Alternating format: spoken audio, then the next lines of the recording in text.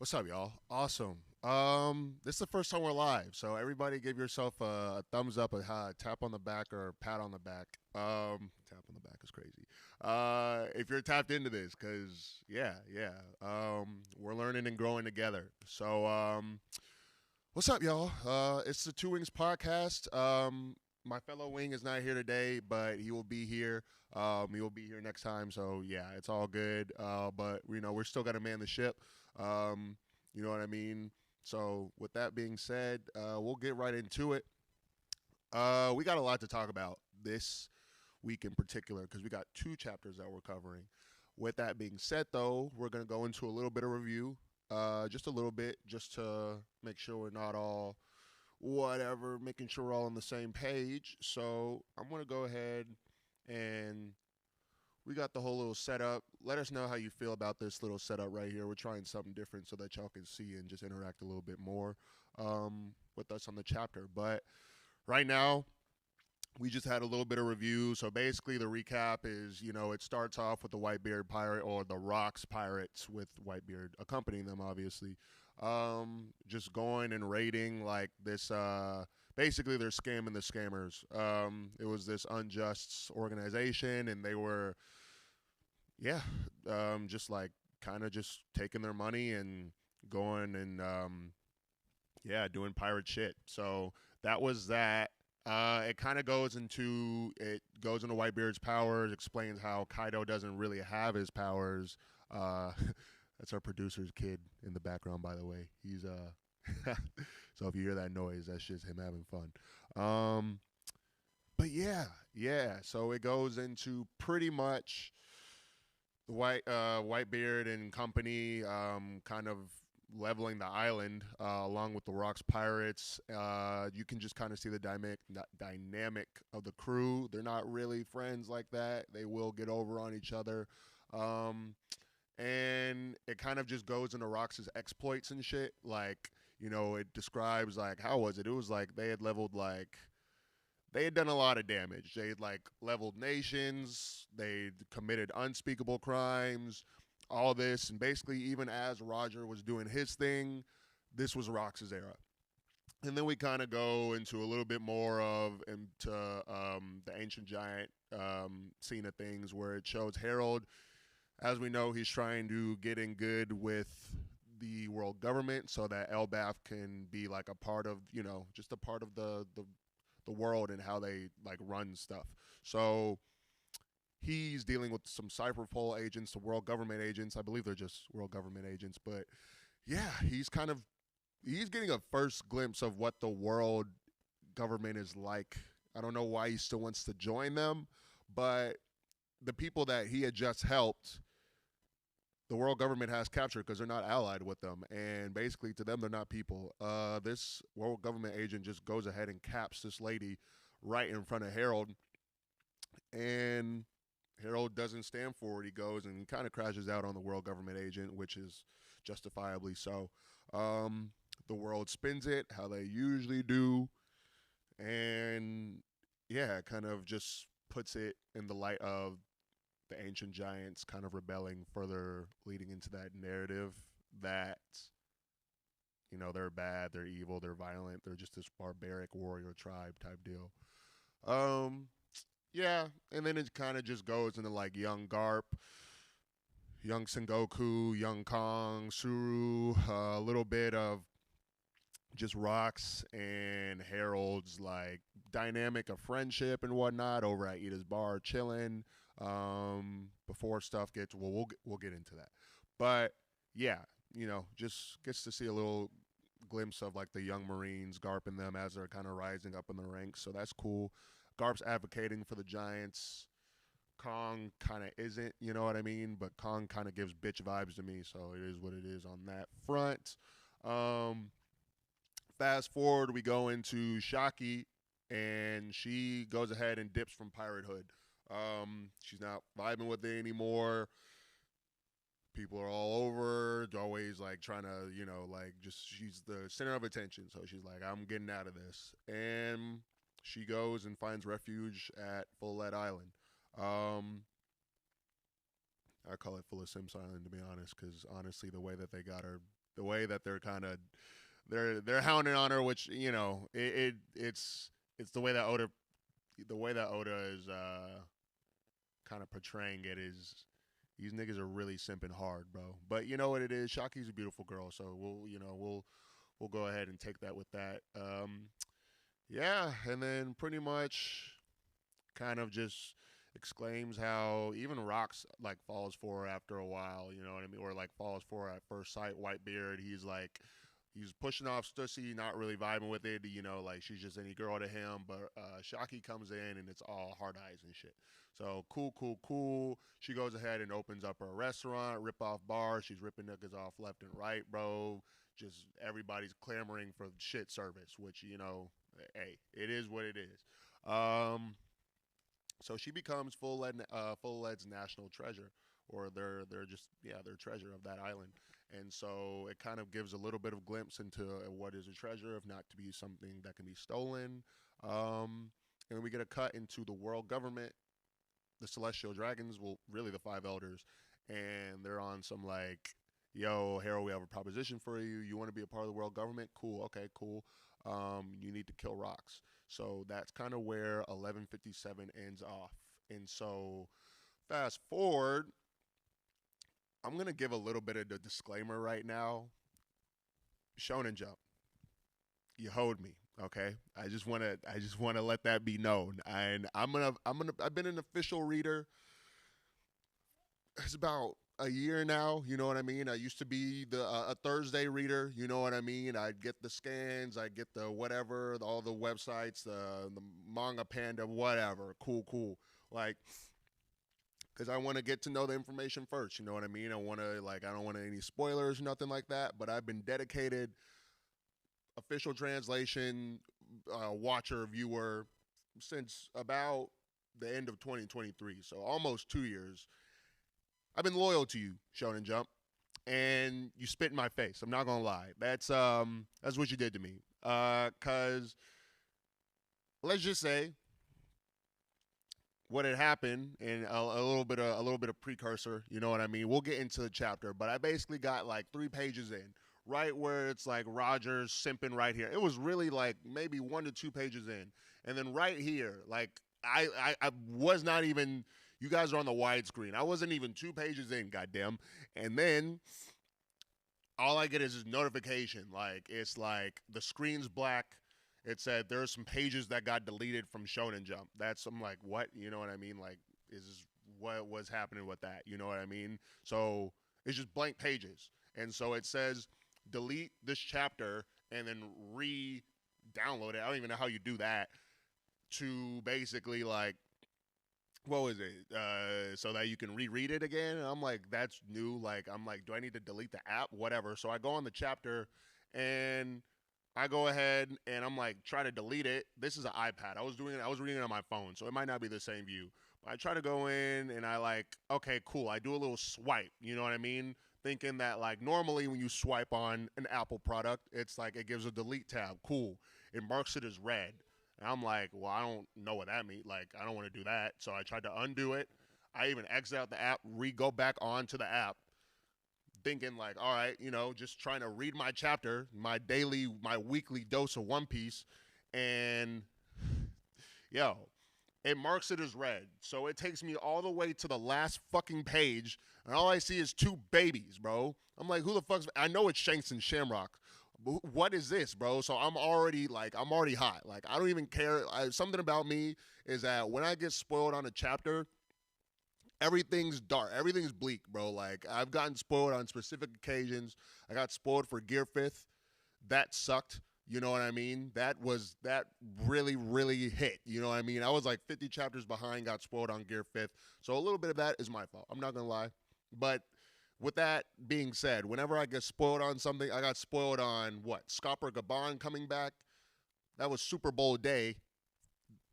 Ruined everything, you know what I mean? Like, once I get spoiled on something, I don't even care. Like, I speed through the chapter. I'm not taking the information in the same way. It's just like all the joy is sucked out of it. All the suspense, everything is just flat. It's all just numb. You know what I mean? And you robbed me, not Toei.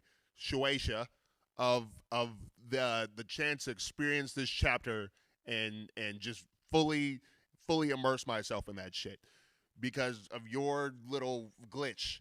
So I accept apology in the form of payment, and I'll put my Venmo in the link below because you got me fucked up, Toy. But anyway, that's the little precursor that my little experience with that 2 Sundays ago. So I'm over it now, but I just had to get that out the way.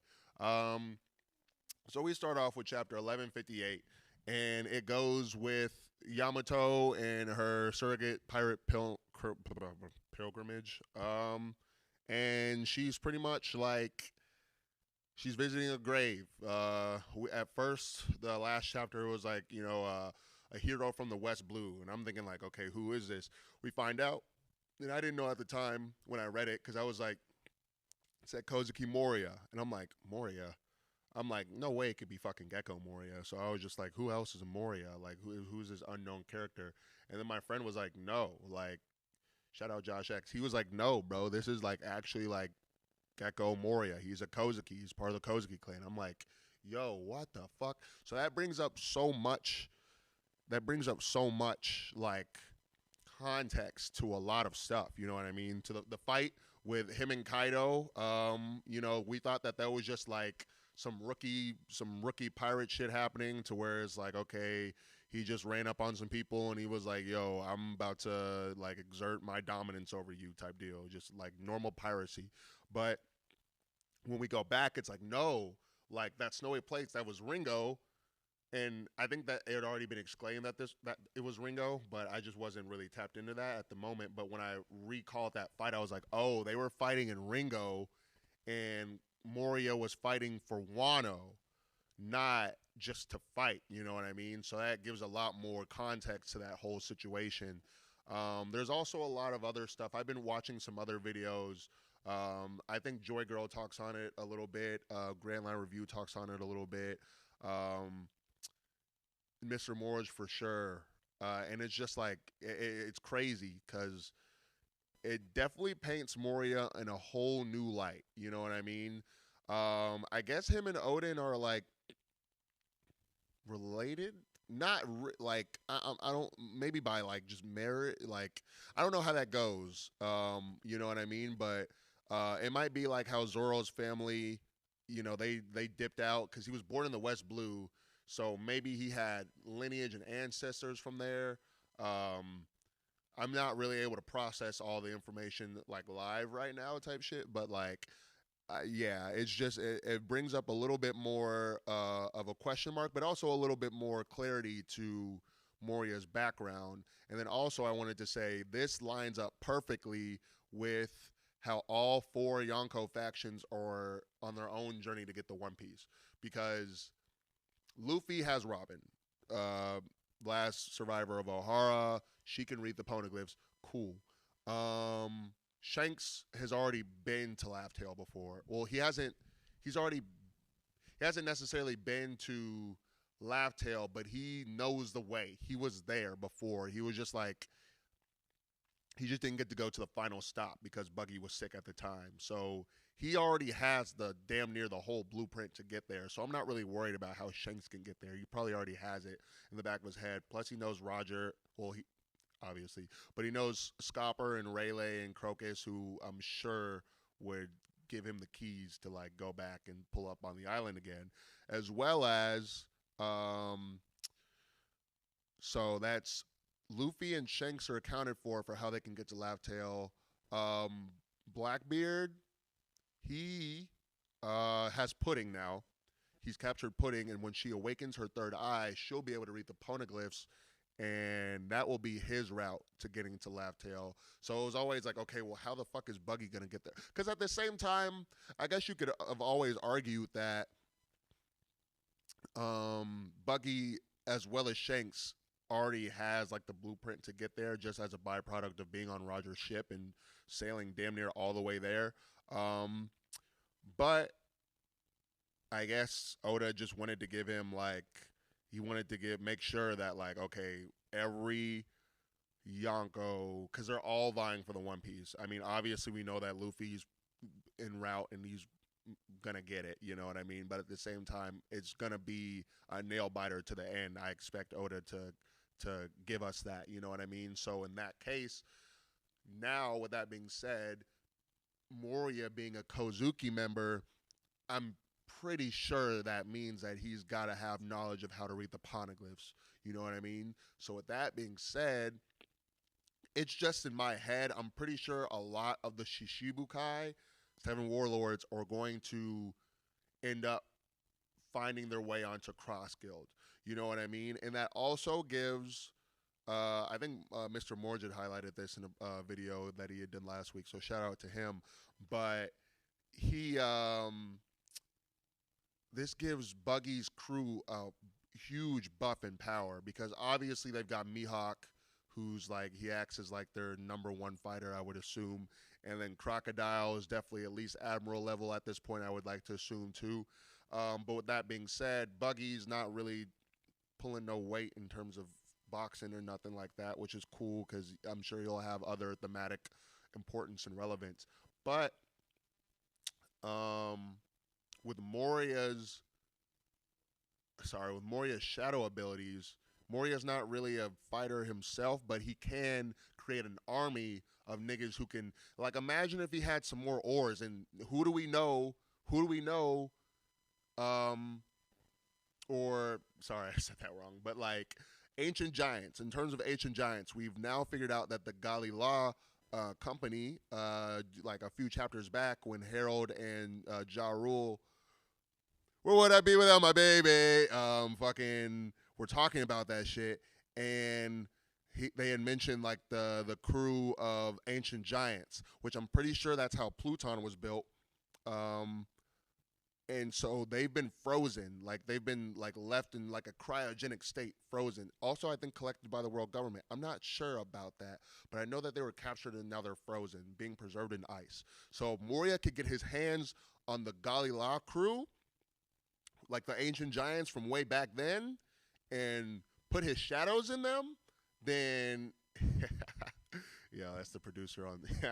Yeah, he snapped a quick photo real quick. But shout out Jacob. But with that being said, like if he could get his shadows into those giants, that would be like him having five. Well, I don't know how big the crew is. Say it's like at least five, even if it's five ores that you have to go against, along with Mihawk and Crocodile. That's a nice little power buff. You feel me? And so that'll kind of put him on the same plane as like the other, because Luffy's got his ginormous fleet of like a million niggas, and then Shanks is just Shanks. He's just kind of spoken for by himself. He's a fucking tank in his own right, and his whole crew is already like they're all said to be of equal strength. Obviously, with Shanks being up top, you know what I mean. So I'm not really worried about his crew, in terms of like strength or anything like that, and how they'll like measure up. Blackbeard's got his whole Devil Fruit hunt. Plus, I'm sure he's about to get access to either Poseidon or Pluton or both because he's got Caribou now, and Caribou knows about them. So you know what I mean? And then also, that'll measure him up with, okay, cool. Now, the Cross Guild, they'll have like a reasonable like military might that can like be even out with the rest of the crew. We spent a whole goddamn at least 5 to 10 minutes talking about this cover page, but it's kind of a lot. Like we had to kind of expound upon it. So with that being said, we'll go into the chapter. It starts off with Roger in simp soak mode. It's Roger's stock right now is not really high in terms of, and it's just not. But at the same time, I kind of like it. Like I know a lot of people are like, oh, why are we seeing Roger in this light? Like he's simping, like he's losing points for me. But I don't know. It just makes him more human. You know what I mean? Like it just gives a little bit more depth to the character, and he's not just some super mega Chad that just fucking punches his way through every problem. I like it. But it starts off with Roger's upset. He's in his feelings. Listening to Marvin's Room or some shit, bro. And Scopper's like, hey, he's coming to Rayleigh like, yo, like, ever since y'all had that talk, you and Captain, this nigga's been off. Like, what did y'all even really talk about?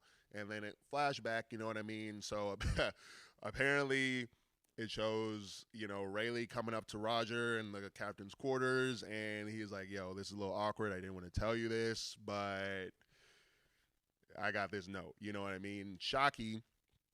And so, as we can all remember, or just like a little recap, the love triangle kind of it goes like Gloriosa, Amazon Pirate Empress at this time, loves Roger.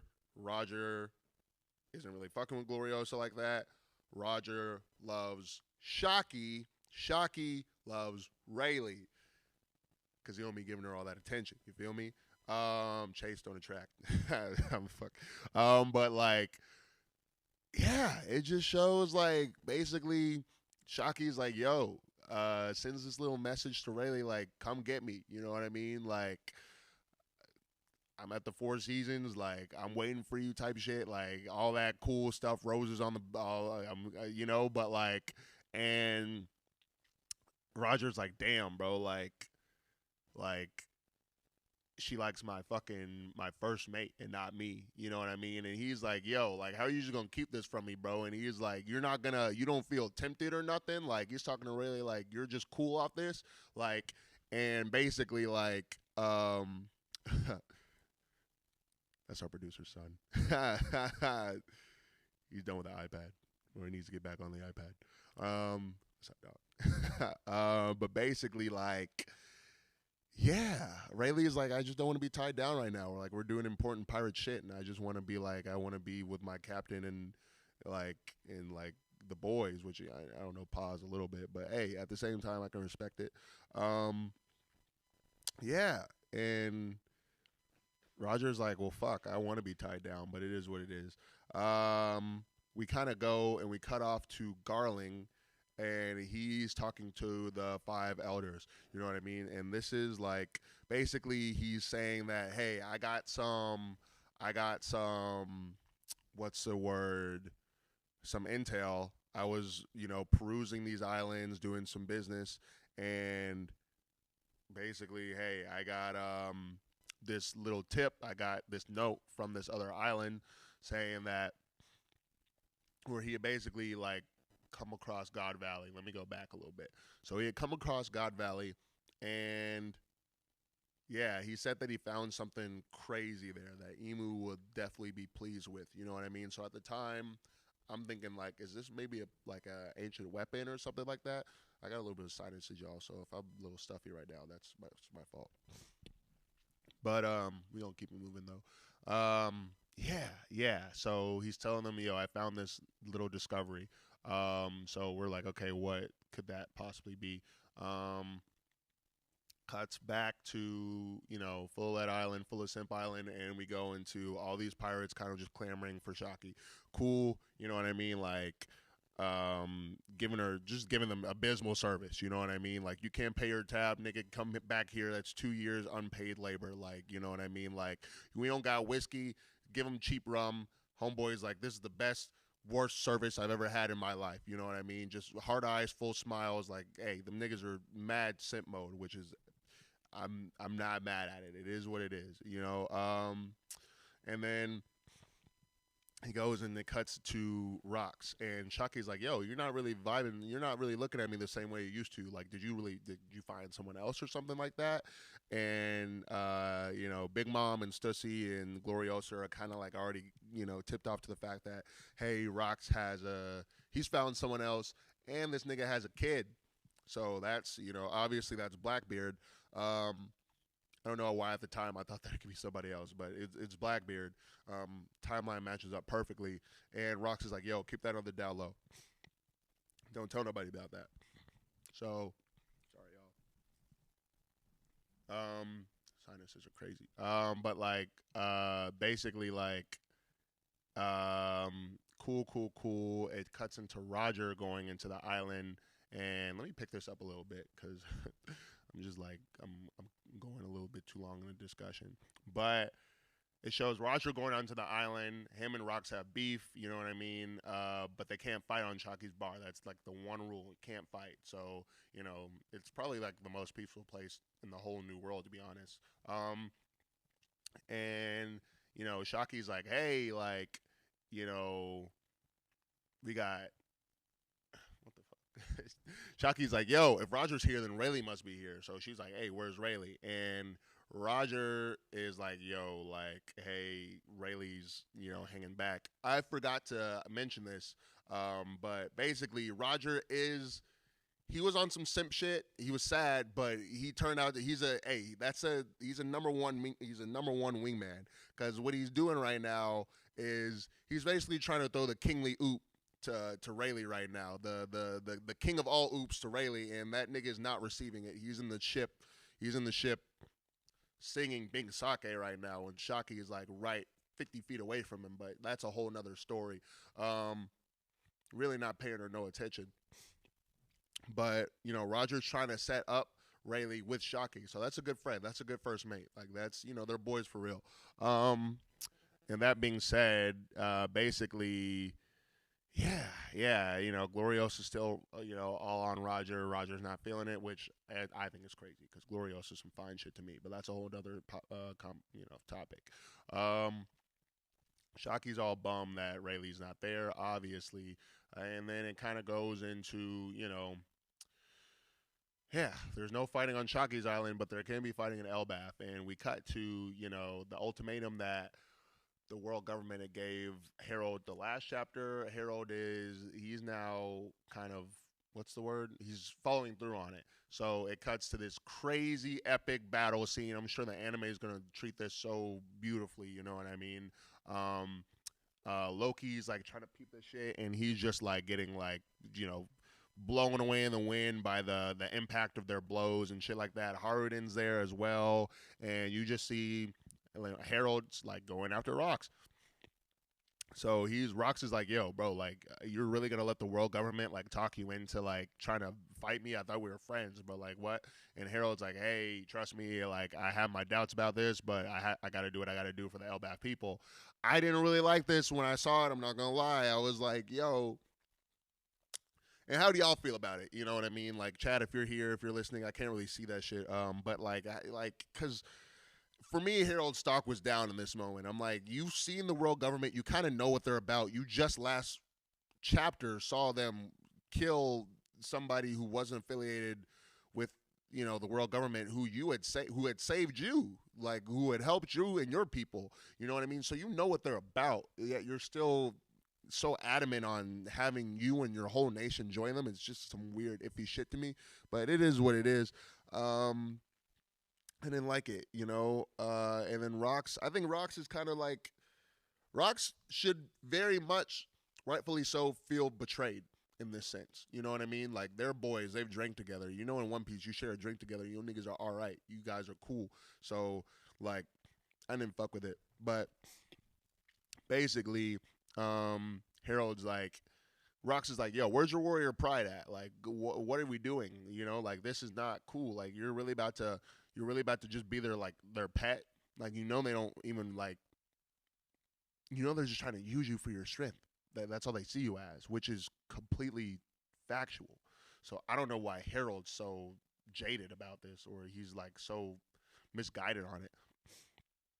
But Harold's like, yo, like, and it cuts to, I guess in this scene, like the people are just like, kind of like, yo, like, it shows a flashback of Harold being like berated by these humans because they fear him. You know what I mean? Like they have history with the ancient giants, and it's just been that of like pillaging and like barbaric nature, and they're scared, which rightfully so. You know what I mean? You're like a normal sized human, and you see a fucking colossal titan ass nigga trying to just come for your whole set. You're not gonna really like that either.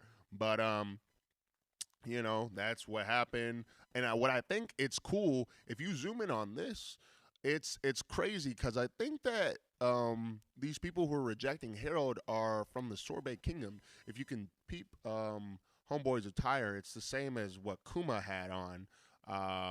You know what I mean? So I think that and this looks like King Bakuri.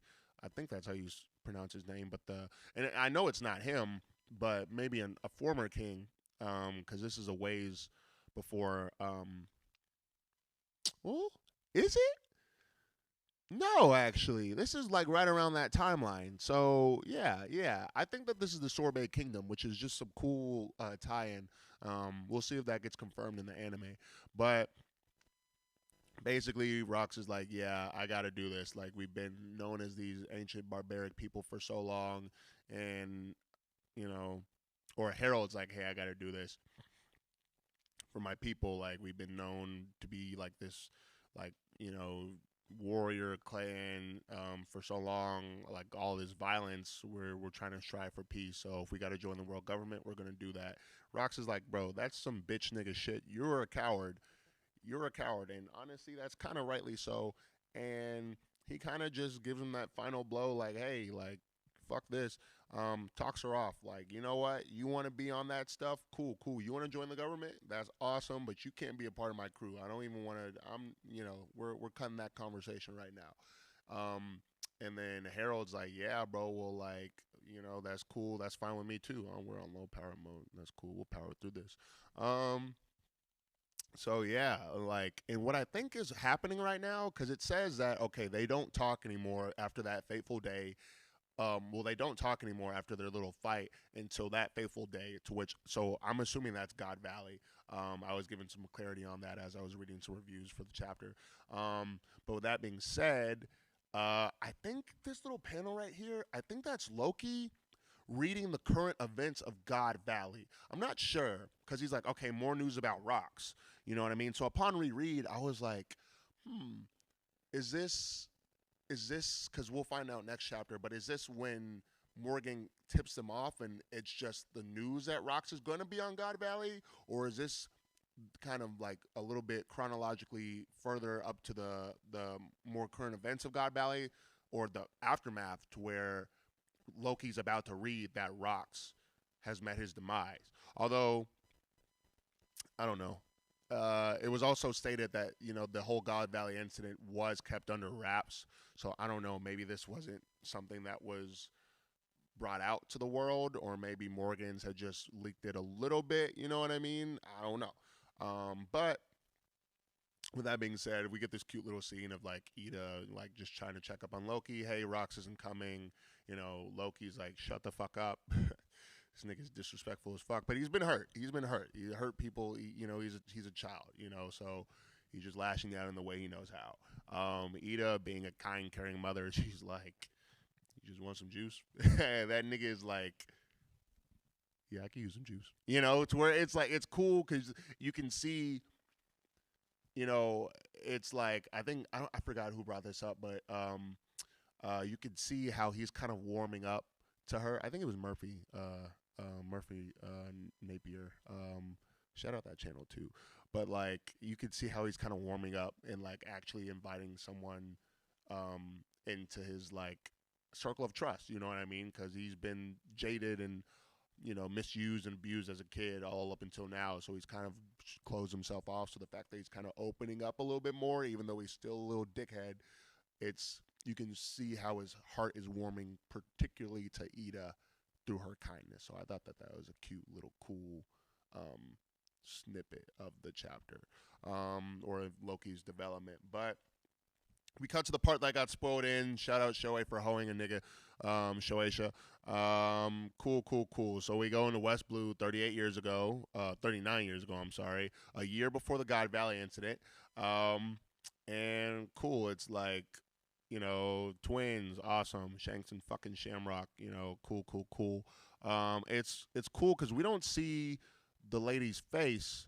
Yeah, our producer just got spoiled, but he also hasn't been catching up and reading the chapters, so that's your fault, Jacob. What's it called? I'm wondering who this lady is, and we're gonna get a little bit more context in the next chapter, but not really that much to where we can really heavily speculate. But she has red hair. We know that Garling is blonde.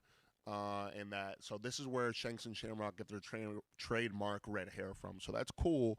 But with that being said, it seems like this woman is held in like high esteem, high regard amongst the villagers. So I'm wondering what her kind of role and significance in this village is. You know what I mean? Because I think that even though she's not named, and we'll see a little later in this next chapter, kind of what happens to her, but at the same time, I don't know. It seems like she might. I think that Shanks's mom is a little bit more important than we're giving her credit for. I want to think. Maybe not, but that's just how I'm going right now. Um, because they're like, oh, we hope that they turn out as wise as you. So, like, if she holds some sort of role in this community or in this society in which she's, like, held in high regard, we'll see. But baby Shanks, baby Shamrock. These little niggas are adorable, even though Shamrock turns out to be a little piece of shit. But it's cool. Um, yeah, that's the last page of the chapter, and we'll go ahead and we'll get to 11:59. Not now. I'm not rating you. Shoot, fucking Shonen Jump 5 stars. I should do 1 star, cause you hold it, nigga. But we'll digress and move on to this next chapter. And so right here, and just make sure I wanted to get into all my talking points because I just had like one question for chapter 11:58. Yeah. No, we got everything. That's cool. So yeah. Right now we'll go into chapter 11:59. Thank you all for rocking with me again. This is episode. This is the first time we're live streaming type shit. And I'm running dolo, so just bear with me. We'll get the kinks all fixed out and shit like that. But you guys leave your comments. You let me know how you fuck with the vibe or anything like that. If we want to switch anything up, change anything. If you guys hate my voice, let me know. We'll get into it. So we get into a following of the cover story of Yamato Surrogate Pilgrimage, and she's heading back to the flower capital. So what kind of piqued my interest on this is like I'm wondering if at this point now, I'm wondering, y'all let me know. I'm wondering like what state is she gonna come and find the flower capital in?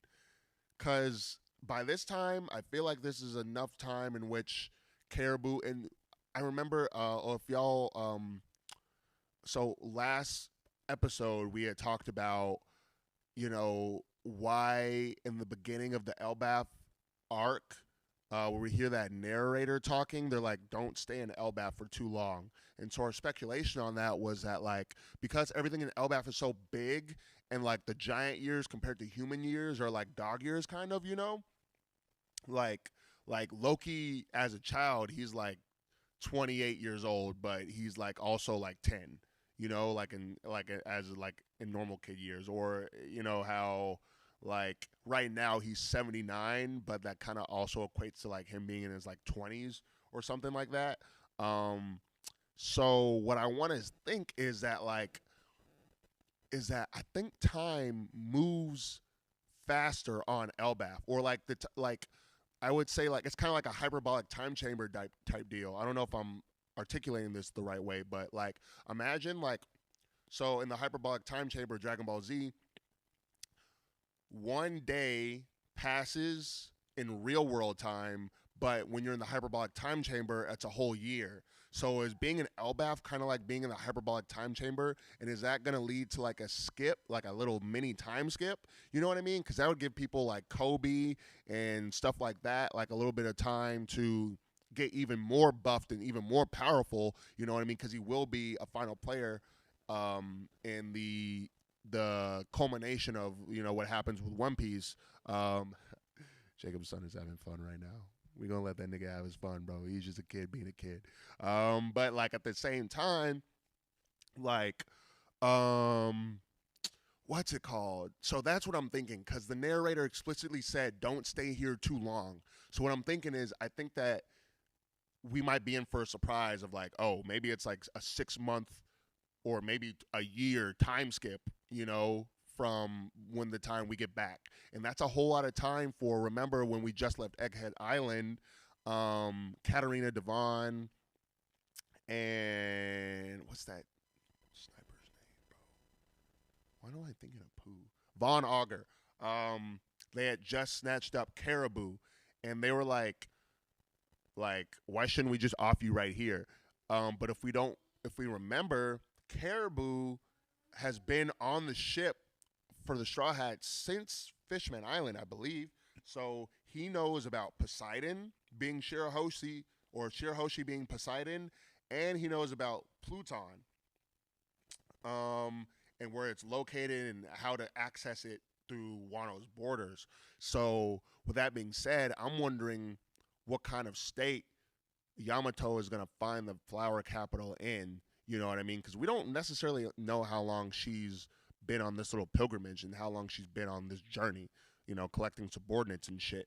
So, yeah, she's traveled a long ways around Wano. So, it would be interesting if by the time she gets back, Blackbeard's already pulled up and he's getting he's getting busy. You know what I mean? So that'll be something interesting to see. I think that that's kind of what this is culminating into. But y'all let me know if I'm on base or off base and how y'all feel about that. We get into It's a Dark Day on Violet Island because basically Shaki's been kidnapped. You know what I mean? Like, it happened overnight, I guess. Don Marlon, the dude who looks like Compelling Beige, he was supposed to keep watch. He gets killed, and basically, yeah, Shaki gets abducted. What did it say? The crime happened just a few hours ago, or the window of a few hours, and they're like, we don't have any clues, but look at this ugly ass 3-chin nigga, bro. Come on, bro, and this is a Caribou. If this isn't Caribou's dad or something, then I'm gonna be just shocked because the resemblance is uncanny and they're both slimy ass niggas. So that would very much add up. But he's counting up his money. He's got something to do with it in some way, shape, form, or fashion. Gloriosa's devastated. Everybody's hurt right now. Marvin's Room is playing throughout the entirety of the One Piece universe right now. It's not good. The economy literally freezes. Roger's sick. You know what I mean? He's like, Rocks, what the fuck?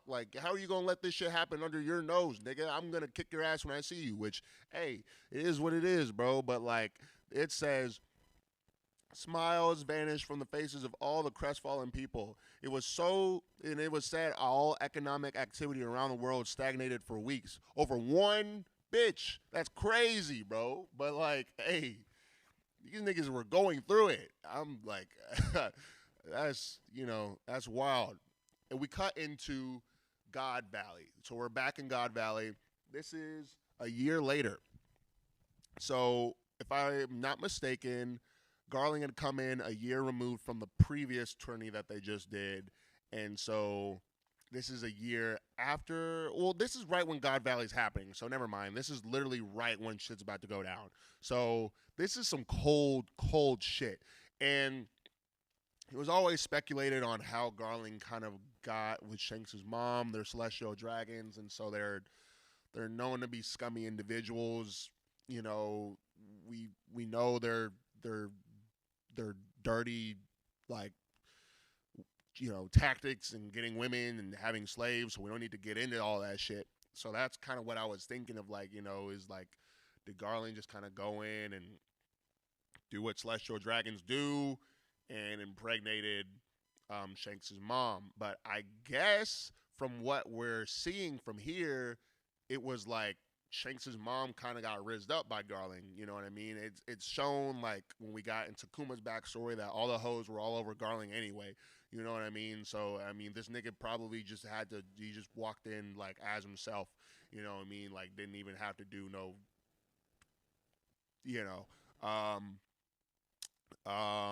the Celestial Dragons are, these niggas need to be stopped. But, with that being said, she's happy that he's back. So, okay, cool. You know what I mean? For a second, it looks like Garling has a heart. It looks like this nigga has a soul for just a little bit. Because he's what, I always knew, she's I always knew you come back. Hey, Shamrock Shakes, it's your dad. You know what I mean? I wonder which one is older, by the way. I think Shamrock is older, actually. But whatever. Garling's oh, twins. They're adorable. You know what I mean? I'm this nigga has a soul. He can fathom something being adorable. That's cool. You know what I mean? and they're yours, is what she says. Like, okay, cool, like that's mine. All right, you know. She's like, um, what she say? Now you can live here with me. And then Garling is like, yo, if we're gonna be living anywhere, if they are gonna be living anywhere, is what he said. It's not gonna be here. He's so cold and matter of fact about this. He is like, he's like, and I'm sure he gets some sick pleasure from this shit. But he's like, he just, if they're living anywhere, it's not here.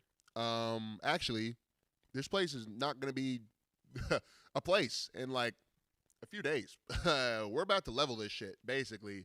And then she's like, what the fuck? Like, what are you talking about? You know what I mean? And she's like, oh, by the way, I'm not fucking with you no more. Like, I found a wife who's befitting of me.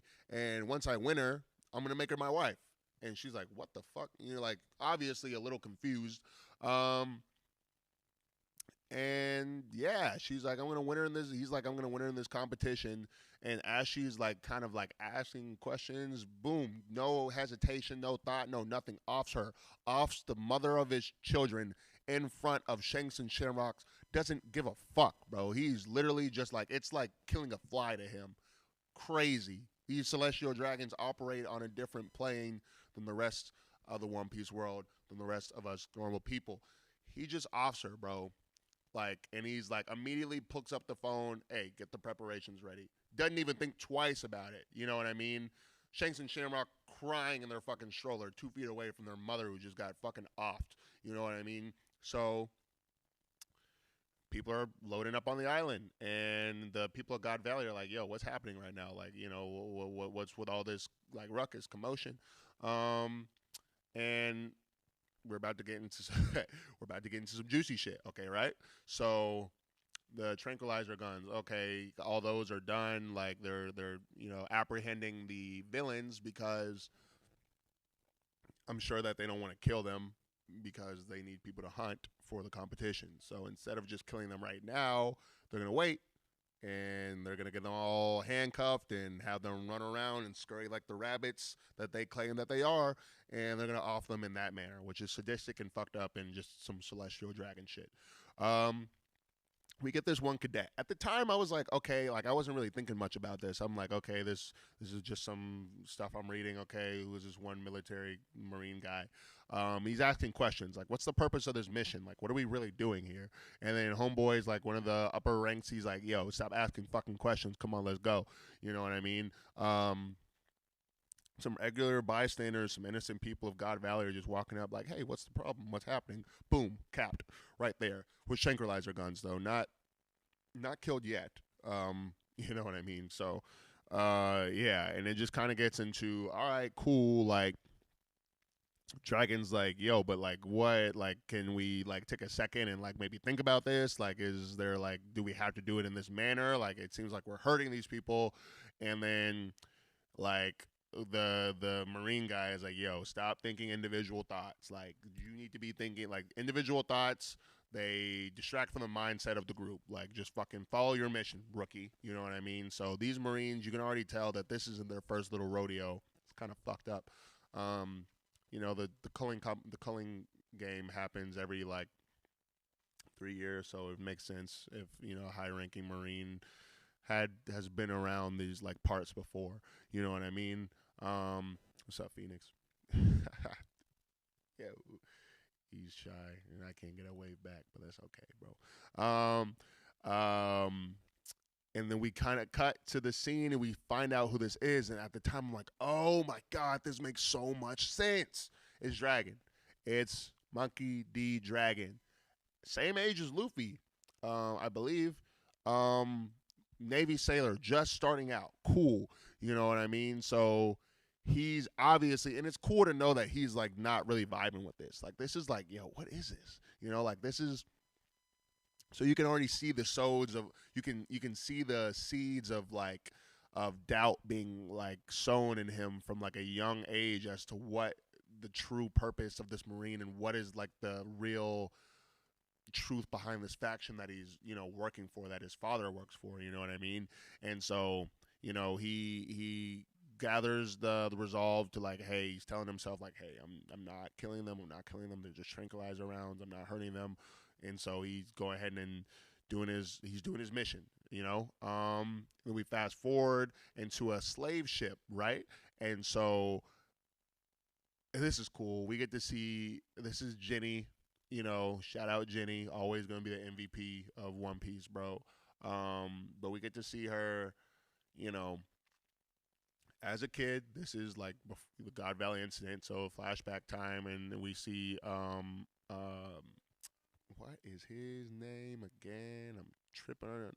Ivankov. So we see Ivankov and Jenny, um, and this is how we're getting to get some context on how she ends up delivering the news, and which gets them all off the island safely. So she basically is like, "Yo, I dropped the intel off to homeboy. We'll be straight in a second, bro." And so and Ivankov's like, awesome, like this is dope. All the other slaves were just kind of like lost their will, you know what I mean? But they're still willing to fight. So it's cool to see that shit. And then you see little Kuma too, and he's like also glad, like, hey, these are some people who still have a little bit of will in them. It's cool to see slaves that have some, that aren't completely, like defeated. So that's awesome.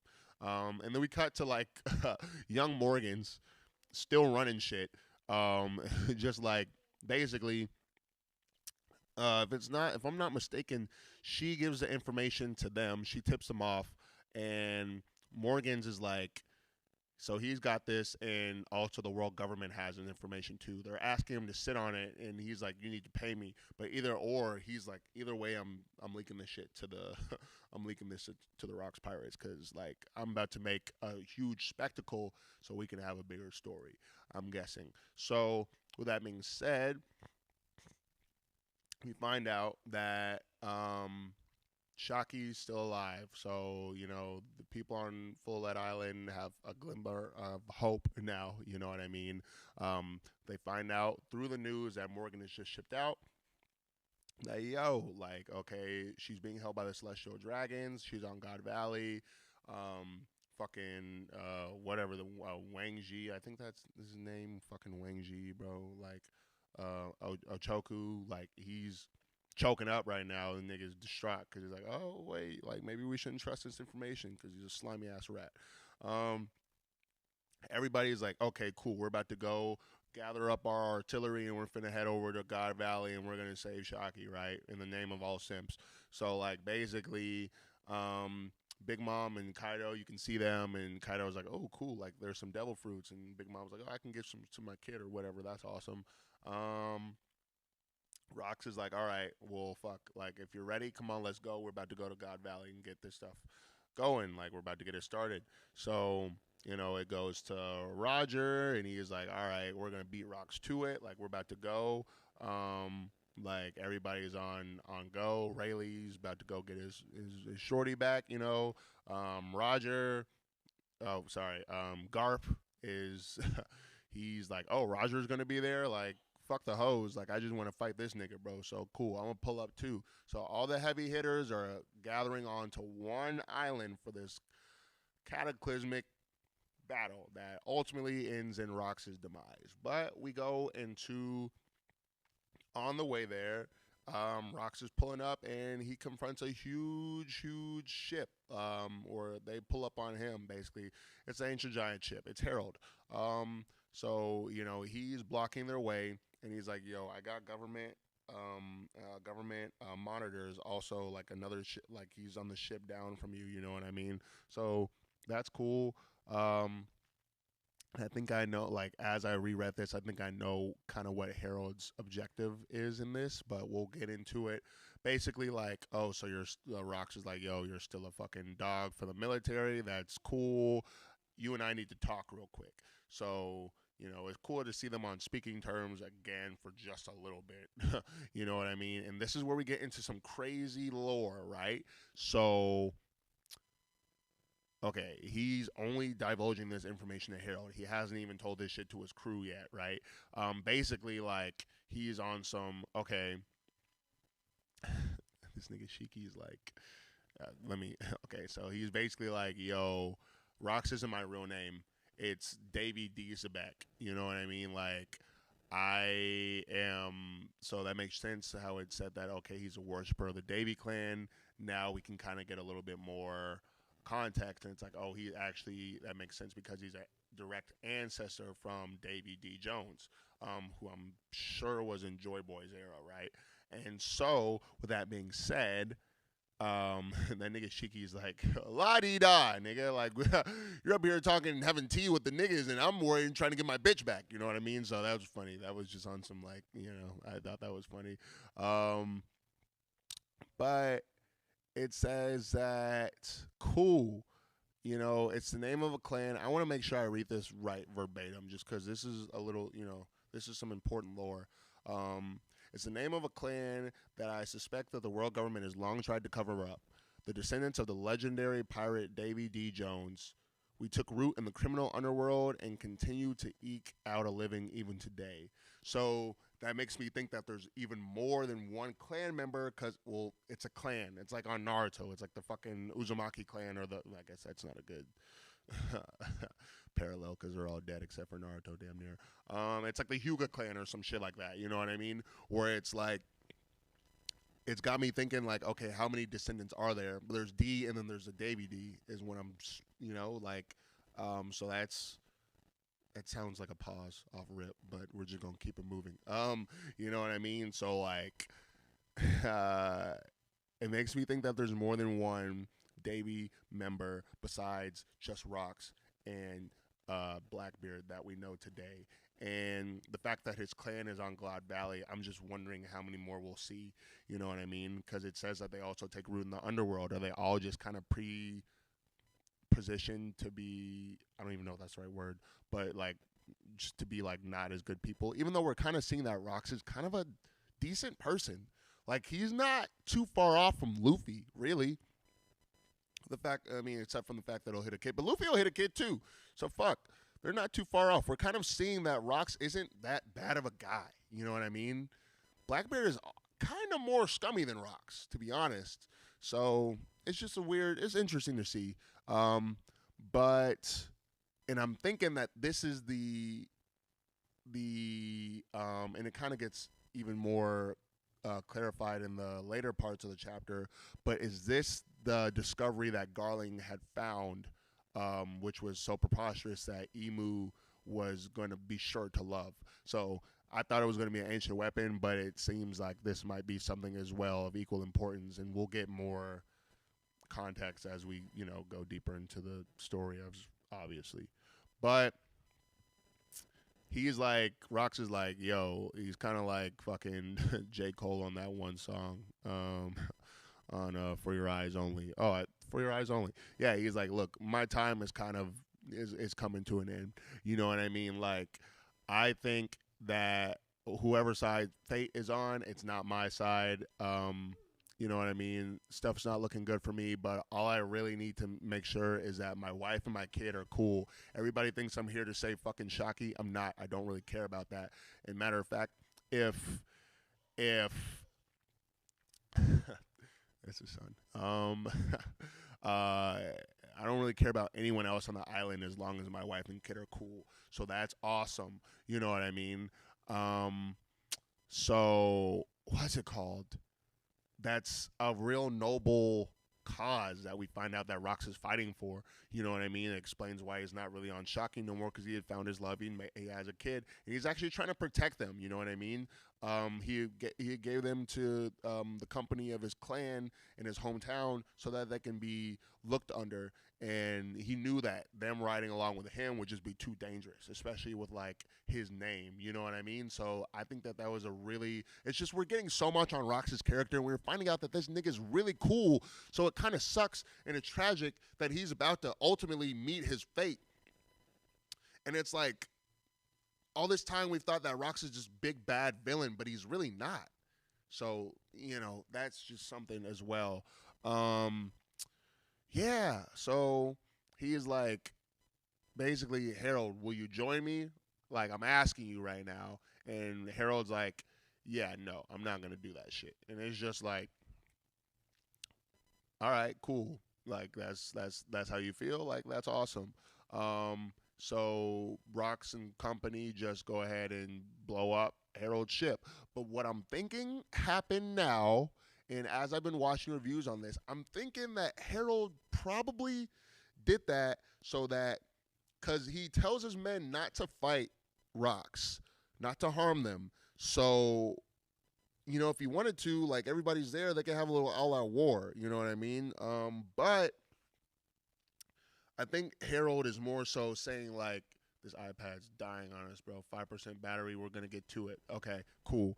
But like he's like, yo, I'm going to not help you so that I can still. He's trying to play both sides a little bit. I still want the government to think that I'm with them, but I'm not going to go against you, and I'm going to let you try to save your wife and kids. And through that, what's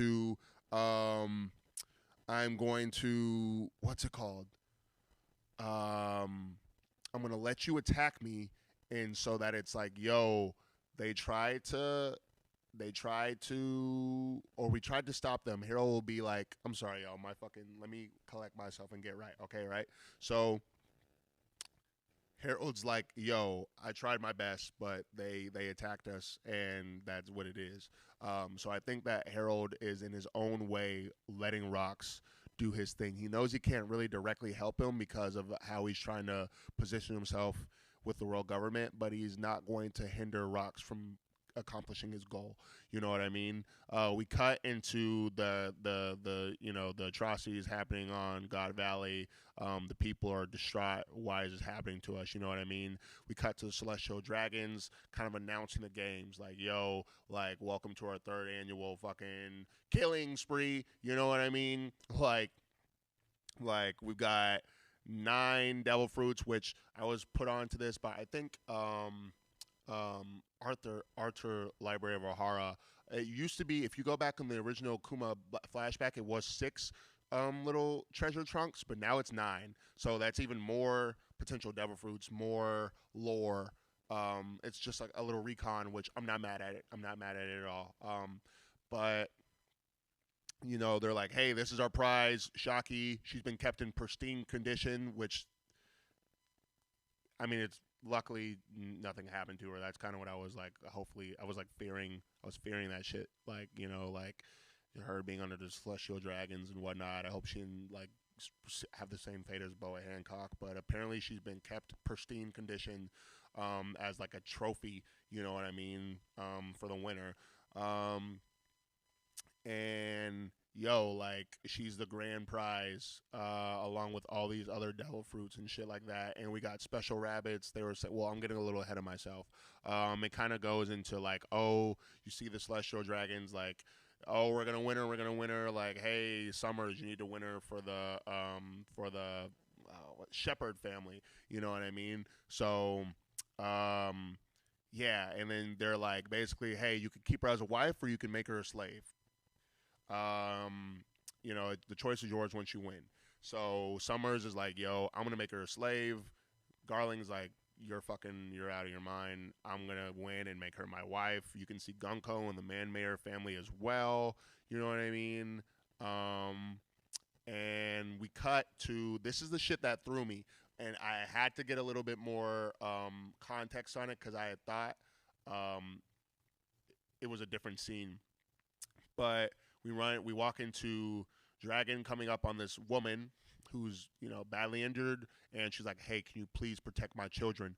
And by the way it was shown, I thought that this was I thought this was Dragon running in on Blackbeard's mom saying, hey, can you protect my child? Because at the time Blackbeard's like 2 years old. Can you protect my child? And I thought that was going to be so crazy because it's like, damn, the father, it was like, because people are always like, Dragon doesn't do shit. And it's like, damn, the one time Dragon does something and it's helping out the man who eventually kills his son's brother.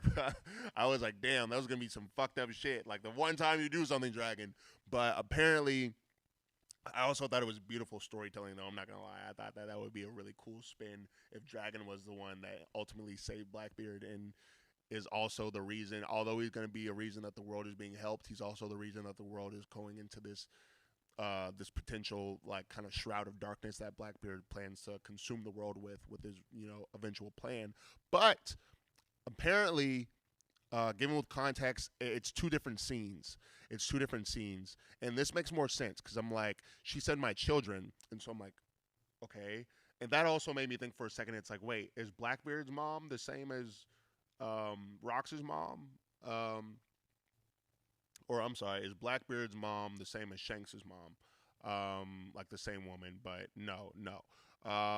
This is Shanks's mom, and this is after she had been mortally wounded by Garling, and she's like, "Yo, don't let this man take my kids." Which I was interested to see that Garling didn't just go ahead and snatch up the kids and just go on his own. Maybe it just means he doesn't give a fuck. Which I'm not gonna put that past Garling because he's obviously scum. But it's like, yeah, yeah. I don't know. Like I don't know how that kind of dynamic is gonna work out right now.